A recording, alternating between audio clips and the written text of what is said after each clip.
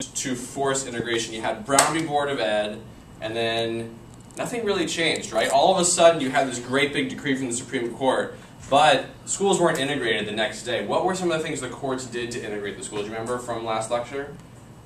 Affirmative action. Some schools used affirmative action. That's like higher education. What did some of the public schools do, though, on like the lower level? On the high schools, primary schools? Buses, right?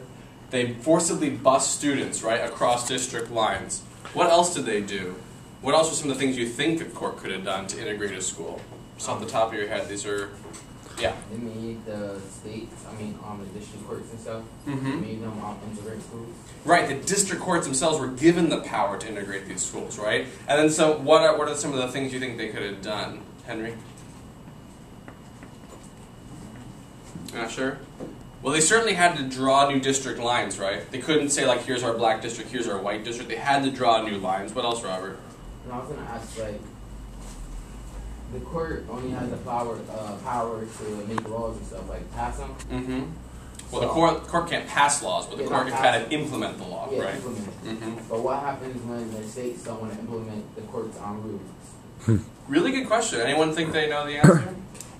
What do you think happens, Robert? If the Supreme Court has the law, right, and they say this is the law of the land, and then state X, let's call it Alabama, doesn't want to implement the law, what do you think happens to them? Treason? Treason. No, we're not going to shoot Alabama. That would not work too well. But they're not following the law. Like, you're right in a certain sense. They're not going according to what the law of the United States is. And this is exactly what happened, right? I think Mr. Riley last week showed a slide of Governor Wallace standing in the doorway. And he was saying, okay, the Supreme Court told me X. I don't want to do that. I'm going to prevent it from happening, right? Does the Supreme Court have an army? No. No. Who has the army? The United States? Okay, does the Supreme Court have any money? No. No. All right, this is a really famous quote from, was it Madison first? Jackson, or you mean? Jackson, yeah. He said the Supreme Court or the judiciary has neither purse, it doesn't have any money, and it has no sword. It doesn't Oh, have no, an I arm. thought you were talking about a different quote. Yeah, that is from Okay. one of the founding fathers. So Madison said this, and he was basically saying the judiciary is in a very weak branch, actually. All they can do is sort of say, here's what we think the law is. But beyond that, they can't force anyone to go along with what they say. They can't take their money, and they can't send in the army. So the court was really going out on a limb, like Robert said. It was going, all right, we think all schools should be integrated, and then they were saying, boy, we hope everyone follows along with this. And a lot of states didn't. So they were really lucky, basically, that Eisenhower, right, at the time said, okay, fine, I will send in the National Guard on your behalf, or I will send in the army on your behalf, and I will force the schools to integrate. But sometimes the court has said things, and they don't get backed up by the army. And in that case, you have a really big problem where people aren't following the law. But in this case, they did. And you remember this phrase, unitary status. It's on page 190 of your reading. What does unitary status mean? What does unitary mean? To unite something. To unite something. What do you think we're talking about here? Uniting... Desegregation. Instead of uniting a school district in terms of integration, right? So court said, all right, school district A and school district B are segregated school districts. We're going to unite them, right? And at the point where they are unified, where they are one solid district, where they're sufficiently integrated, it's called unitary status. That means Robert's plans that he was talking about from the district court are done. They have no more authority. Once we're integrated, that's it. We can't go any further in terms of integrating because we've remedied all those problems of Brown. What's the standard of review for racial classifications? This is a pretty easy question. What do we think, Terrence? Standard of review for racial classifications. Yes, you do. Yes, you do. You do know this. How does the court review? If you come to the court and you say, I am the government and I want to discriminate and say only Latinos should be able to work in my offices, what kind of review are they going to use on that law? Strict scrutiny, right? And strict scrutiny requires what, Montreal? What kind of interest does the government need? Good. And a compelling. Excellent job. All right, so we need a previous compelling interest, and right now, what we had right after Brown, the interest that the court was supporting in sort of integrating these schools was remedying the effects of past de jure, right, lawful segregation, and now that's gone. So now we have no more de jure segregation. What's the new compelling interest? We had Grutter, and Grutter says, okay, fine, if you really want to have students of different races come to your school, if you want to make an effort in higher education, right, at a university setting, what can you do? What's the aim you can be shooting towards? You can't be saying we want to remedy past intentional discrimination because that's over. Can you remedy social discrimination? If you're a school, can you just say, okay, minorities are always discriminated in society. We want to remedy that. No. No, we can't say that, right? Baki said that's not cool. What can you say, DT? Increasing diversity. We can increase, excellent. We can increase educational diversity. That's the goal that we can shoot towards now if you're at a university. Just a quick reminder, why do we have so much de facto desegregation? This is what our neighborhoods look like today, and here are a few reasons, okay? First of all, we had housing covenants. Anyone heard the word covenant before? Anyone gone to church or synagogue? I bet you've heard the word covenant. What is a covenant? A promise. Excellent. Any other definitions? It's like a relationship. Right? It's a strong relationship, strong bond. Great answers, okay? In a housing sense, what a housing covenant was a neighborhood association of people who didn't want people of different races, usually white people, who didn't want blacks or any other minorities coming into their neighborhood. So they make a covenant, a promise with everyone else in the neighborhood that they would not sell or rent their house to someone who wasn't white or wasn't part of the neighborhood group. These were struck down actually pretty early on, right, in the 40s, but people still use them. So for these reasons, you couldn't really have a lot of neighborhood integration. Then we remember banks discriminated. You couldn't get a home loan if you were a minority in a certain kind of neighborhood, so neighborhoods remained segregated. You had a huge wealth disparity, right, especially in the South, because you hadn't had this sort of advancement. And you had a desire among people to live around people who look like them, right? You just have this sort of basic inclination that people share. So for all these reasons, you have really stark segregation patterns that remain to this day. Anyone know what this city is? Not Forest. You know. Wait, is it? Washington, D.C. Washington, D.C. Brilliant. Oh, it's Name is right there. Now, you can see this is D.C. today. And you can see like the darker shades are percentages of African Americans. And you can see like it's basically a line right down the middle of the city. Here's Capitol Hill. Kind of goes around Capitol Hill. And the city is extremely starkly divided. This is kind of a harder one. What city is that? All those colors. What is that? It's like an island. It looks like a bunch of flowers. Looks like an island, and it does not look like a bunch of flowers. Is that New York? It's New York, right? Red are whites, blue African Americans, yellow New York has Hispanics. like a bunch of islands. So. Exactly. So like here's Brooklyn. This is the Manhattan Island. This is Central Park. This white area. But you can see it's incredibly starkly divided. Like Lower Manhattan is almost entirely white as you move north into Harlem. So you have these segregation patterns in neighborhoods that are so stark that if you put schools right here, it's going to be all white. If you put a school here, it's going to be almost all black. Okay, so it doesn't really matter what the law says. The basic fact of how people are living, de facto segregation, determines whether your school is going to be integrated or not. So today we're talking about parents involved. Now this is kind of a creepy picture of, but actually a very nice woman, a justice that I really like. You know what justice this is? Famous Supreme Court justice. She wrote the Grutter opinion. First woman on the Supreme Court. First one. This is something people should know. No? Justice O'Connor. All right. So after Grutter, right? She writes down this big opinion that says, okay, these are all the ways that you can do affirmative action at an educational setting. Okay. This is a really important opinion. This is a pretty liberal opinion. It says affirmative action is okay if you do X, Y, and Z. Now, what happens after Grutter? She gets a little older, she steps down, and she is replaced by this guy, Sam Alito. He is a much more conservative jurist, right? He's much more on the right wing. So do you think that means he's in favor or opposed to affirmative action programs? Which side of the... You think he's opposed? Excellent. People who are more conservative tend to think that racial discrimination is racial discrimination, right? There's no need to affirmatively assist minorities for past wrongs or, try to integrate for diversity's sake. So we can sort of predict what's going to come once he's now on the court instead of her. Here's Seattle school districts. Okay, this is the sort of main bay that Seattle surrounds, and each color is a different school district. Okay, this is how Seattle was divided up, and still is, I believe. And then we overlay that with a picture of it broken down by race. So you can see sort of the north, west is almost all white. When you go to the south, it's much more heavily African American. So you can tell what the schools are going to be comprised of, if you break the districts like this, given the de facto segregation, you're going to have schools that are predominantly minority, and you're going to have schools that are predominantly white. Just one note on this map.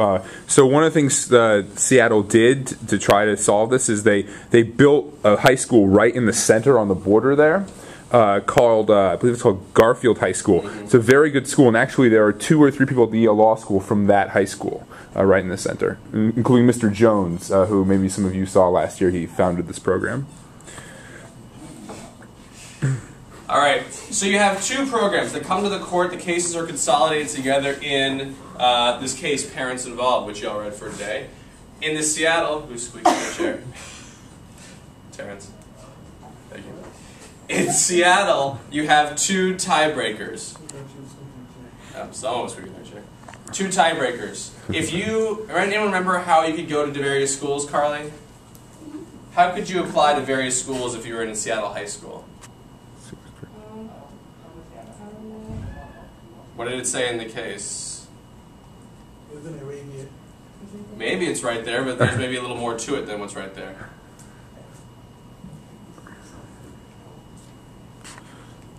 There are all these different high schools in Seattle, right? There's 9 different schools, as I recall. Is that right, Forrest? I believe so. Yeah, there's 9 different schools, and they're all varying. They're all around the city. Some are better in certain programs, like co-op is better in sort of arts and humanities stuff.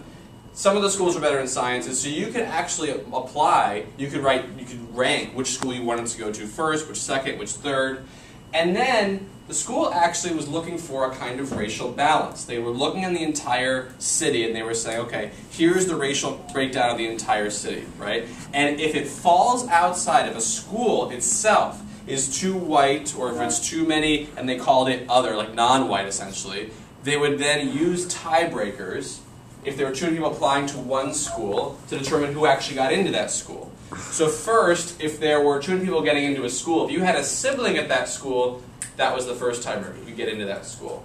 The second tiebreaker was then race. So if a school had too many white people and you were white and you were applying to it, then you would not get into that school, but a person who was a minority would. Okay? And the categories, again, are white and non-white. In Louisville, you had a very similar program, but it wasn't even quite as flexible. Here in Louisville, and this was in the South, so in Louisville you had past de jure discrimination. Louisville had been segregated by law. There were white and black schools. Obviously by this time that was over. They had integrated, we had a unitary school district, but Louisville wanted to keep their schools integrated. So they said at a primary school level, you had black students and then you had other students. The city had a lot of black students. And so they decided that at the elementary level, you could apply to which school you wanted, but if there were too many black or white students at a school, race was decisive. The race that you were would decide whether you got into that school if it was sort of outside these bands. Now this is an important point, and I like that it's on here, because these plans were instituted by the legislatures. The state governments or the city governments passed these plans. They decided here's a good way for our schools to integrate themselves. Why do you think that's an important fact to remember? Remember, after Brown, you had all these courts, district courts, federal courts, one guy coming up with a plan to integrate the school districts. But here you have these 2 kind of intense plans, but they were passed by the legislature, by the state Congress, or by the city government. Why do you think that's something that we should remember, especially if you were a judge sitting on the court? Should we think about that? What do you think? Shelby?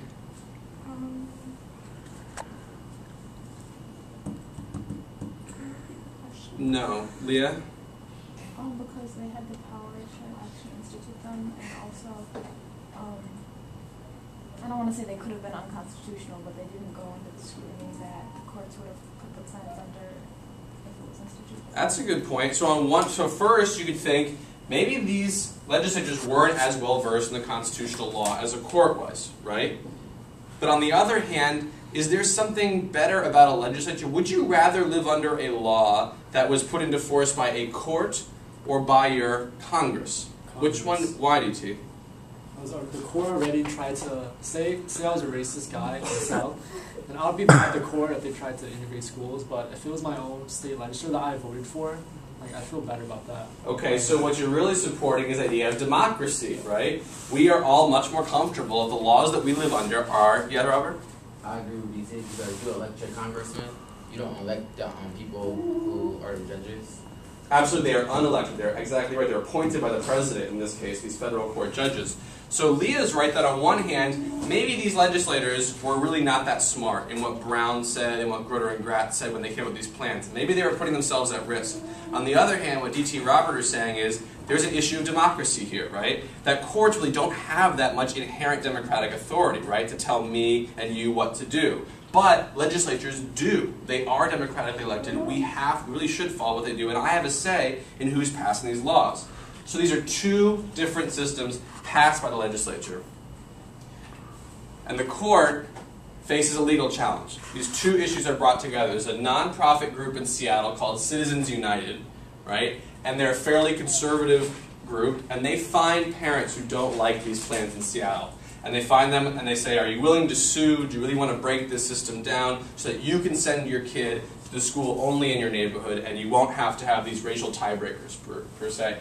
And then in Jefferson County, you have the white mother of an elementary age student who sues the district there. So you have these two groups of people in each area suing the school districts. In federal district court, you have the district court there just dismiss the suit. They think the tiebreaker is a fine way, right? It's not necessarily determinative. You can rank the school that you want to go. Remember in Grutter and Gratz, the key was whether it was outcome determinative, whether or not race was really the only issue that determined whether or not you got to the school or not. The federal district court says, no, you have all these different policies, and this is just a tiebreaker where at the very end of the process, you can say yay or nay, you get in. But the Ninth Circuit actually reversed, and then it's heard again by the appeals court. And this is really where the key is here. Why did they uphold it? Well, first, there were no quotas. Remember what case really said quotas are a no-go from last week? There was a really big Supreme Court. It was Gratz and also the case even before Gratz, the first affirmative action case. Exactly, right? It was Bakke. Bakke said no quotas. District court says there are no quotas here. Good plan. Second, the district had said we looked at these school districts here, and they thought about race-neutral alternatives. Remember, in Gratz said, you really have to think about ways to accomplish this integration that aren't about picking blacks and whites and then trying to integrate them. And they had considered these plans, and they found they didn't work very well. Right? So they said, well, you satisfied that aspect of our case law, so you're fine. This really didn't cause any harm to any racial groups because assuming you were a white student, you couldn't get into your top choice school. You get into your second choice school. That wasn't like a huge burden on you. And at a certain point, the plans were going to end. Once you were fitting into these racial bands for a set period of time, the plans would just come to an end. So these seem to comply with all of the rulings that we talked about last week, right? You could argue both ways, but the district court had a pretty compelling case in terms of why these plans passed strict scrutiny. All right, right before we get to the holding of the case, was the segregation in Seattle de jure or de facto, Ms. Carly? De facto, excellent, because it was not by, it was by? Just because it's where they live. It was where they lived, it was fact, right? Were the Seattle programs forced on the school districts by a court, or were they voluntarily adopted? Amber?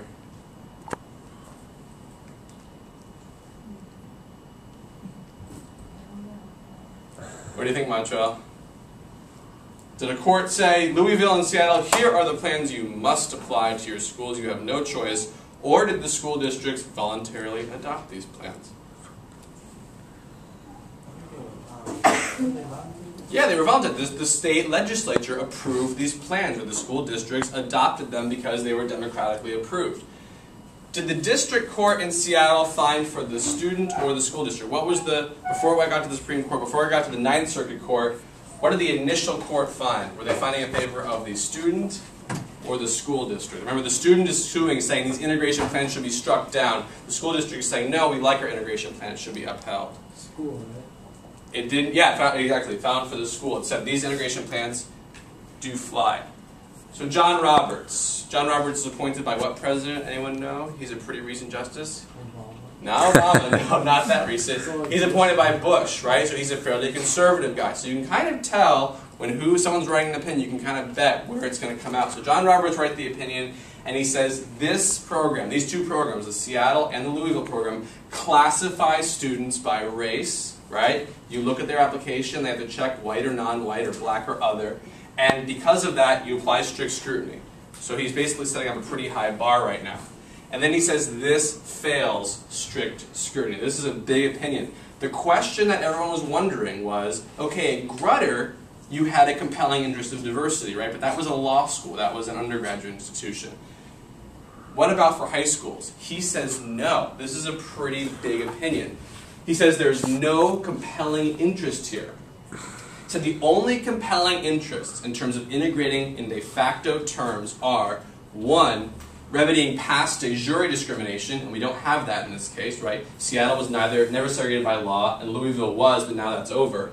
And then he said the only other compelling interest in terms of diversity is educational benefits in higher education.